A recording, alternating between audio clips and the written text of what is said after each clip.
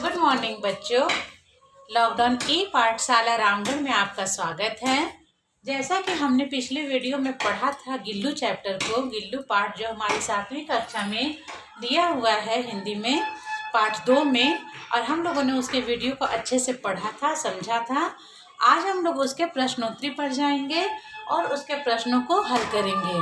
तो आप भी अपनी कॉपी कलम लेकर के बैठ जाएं और फिर इन प्रश्नों का उत्तर लिखें। पहला सवाल है, सोन जूही को देखकर लेखिका को अनायास किसकी याद आ जाती है और क्यों?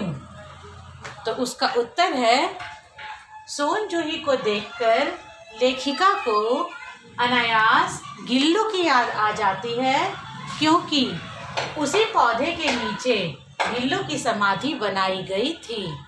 हम लोग पढ़े थे उस चैप्टर में कि गिल्लू को किस प्रकार से गिल्लू का सोन जूही के प्रति विशेष लगाव था, उसके ऊपर चढ़ना उतरना, फिर उसके बाद अपनी लेखिका का ध्यान अपनी ओर आकर्षित करना, ये सारी प्रक्रियाएं सोन जूही के पौधे में होती थी, लता में होती थी।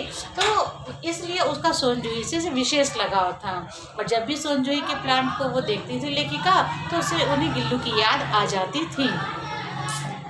दूसरा सवाल है, प्रस्तुत पाठ में लेखिका ने कौवों के बारे में जो विचार व्यक्त किए हैं उन्हें लिखिए। हम लोगों ने पहले शुरू में ही पढ़ा था कि कौवे से किस प्रकार से लेखिका कौवे के बारे में बताती हैं कि कौवे उस गिलहरी के बच्चे को किस प्रकार अपना आहार बनाना चाहते हैं, लेकिन लेखिका उससे उन्हें बचा लेती है।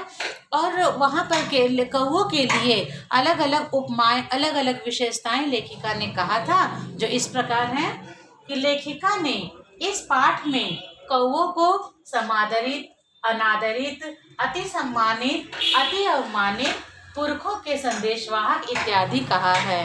हम लोगों ने देखा है, उस दिन भी मैंने बताया था, उस वीडियो में भी मैंने बताया था पिछले वीडियो में कि किस प्रकार से कौवों को सम्माननीय स्थान भी प्राप्त है, अपमानजनक स्थिति भी प्राप्त है। उनकी कर्कश आवाज़ के चलते लोग उसे भगाते भी हैं और उसके गाँव से अतिथियों के आगमन का संदेश भी समझते हैं।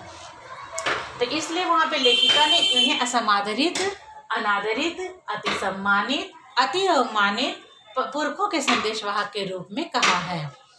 आशा है कि आपको प्रश्न 2 भी समझ में आ गया होगा। अब हम चलते हैं प्रश्न 3 की ओर। बहुत समय बीत जाने के बाद भी लेखिका गिल्लू को क्यों नहीं भूल पाती? ये बहुत ही हृदय विदारक कहानी है, जिसमें ये बताया गया है कि 2 वर्ष के कार्यकाल में, 2 वर्ष के जीवन काल में किस प्रकार गिल्लू का संपर्क लेखिका से घनिष्ठ होता जाता है। तो इसलिए वो क्यों नहीं भूल पाती है, ये यहाँ पर प्रश्न है। इसका उत्तर हम लोग देखेंगे। गिल्लू लेखिका के साथ मानवीय गुणों से जुड़ा हुआ था। उनके साथ खाना, पर्दों पर चढ़कर उतरकर अपना प्रेम प्रकट करना तथा अपनी ओर ध्यान खींचना जैसे अनेक कारण थे, जिसके चलते वह गिल्लू को भूल नहीं पाती थी।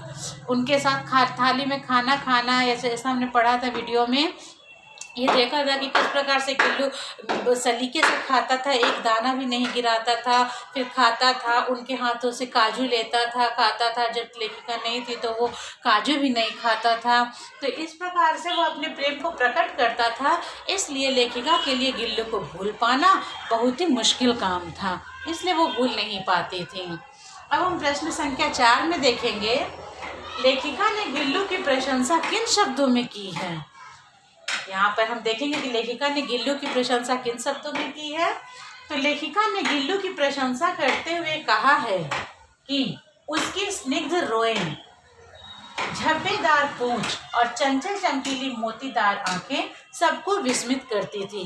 गिल्लू तो भोला था ही, लेकिन उसकी शारीरिक संरचना भी कम प्रशंसनीय नहीं थी। तो लेखिका ने यहाँ उसकी प्रशंसा करते हुए उसकी पूंछ को झब्बेदार, आंखों को मोतियों के समान नीली चमकीली आंखें कहा है। और यहाँ पर हमने प्रश्न संख्या 4 का भी उत्तर देख लिया। अब हम प्रश्न संख्या 5 में आते हैं। लेखिका ने गिल्लू के जीवन में प्रथम वसंत के आने का वर्णन किन शब्दों में किया है? 2 ही वसंत गिल्लू ने देखा था, लेकिन प्रथम वसंत के आते के साथ गिल्लू में क्या परिवर्तन होने लगा, उसके बारे में यहाँ प्रश्न है।